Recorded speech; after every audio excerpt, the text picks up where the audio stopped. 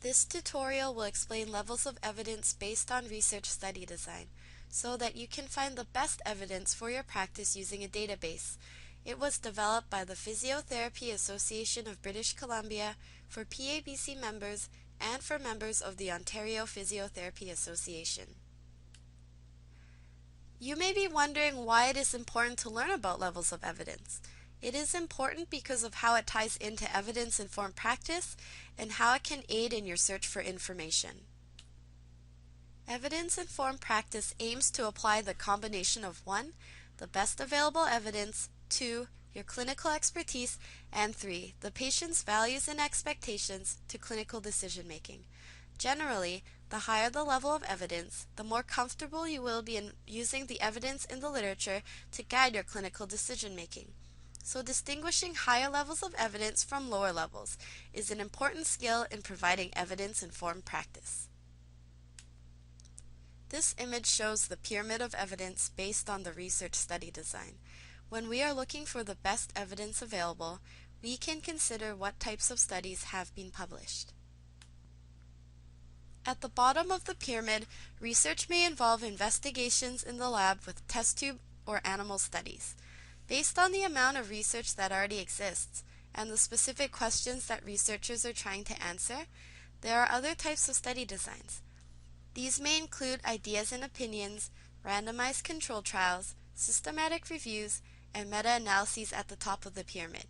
Generally, the higher up on the pyramid, the more rigor there is involved in the research, and thus the greater the level of evidence. However, the highest level of evidence will not be available for every topic you're searching. Typically, for a rare condition, a very new therapy, or a type of treatment which ethically can't be randomized, a case study found midway up the pyramid may be the highest level of evidence available to you. For many diseases, conditions, and therapies in healthcare, higher levels of research evidence are available. This may include RCTs, systematic reviews, meta-analyses, and practice guidelines. When this research has been published, you can start your research by looking at the top of the pyramid first. Let's review the different types of research studies. The randomized control trial, or RCT, is a very high level of evidence. It is distinguished from other types of studies because participants who are very similar at baseline are allocated randomly to one of two groups.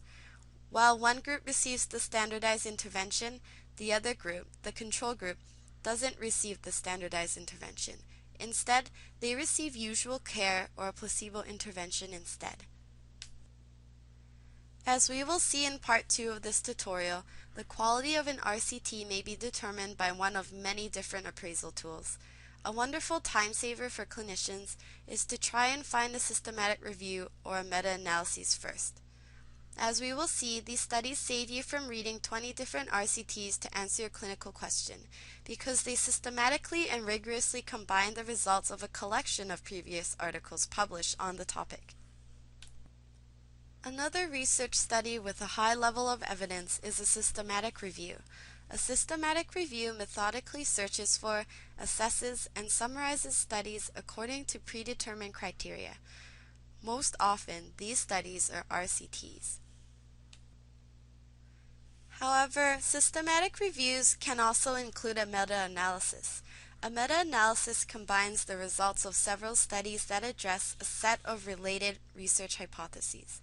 The difference between a systematic review and a meta-analysis is that a systematic review combines the results of a group of previously published articles that use different outcome measures, while a meta-analysis combines statistically the results of a group of previously published articles that use the same outcome measures.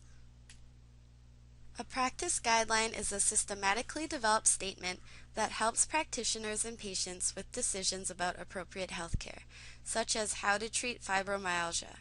It may be multidisciplinary in nature, such as osteoporosis guidelines for MDs, which might include exercise guidelines relevant to physiotherapists.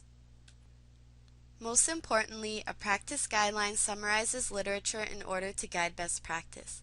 It may or may not have used a rigorous methodology, such as a systematic review, to determine the recommendations.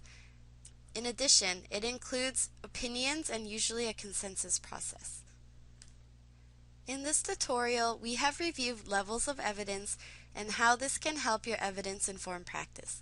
The next tutorial will demonstrate how to use the Physiotherapy Evidence Database, otherwise known as PEDRO, to find the highest levels of evidence. Thanks for watching. Please check our other tutorials available through our YouTube channel and website.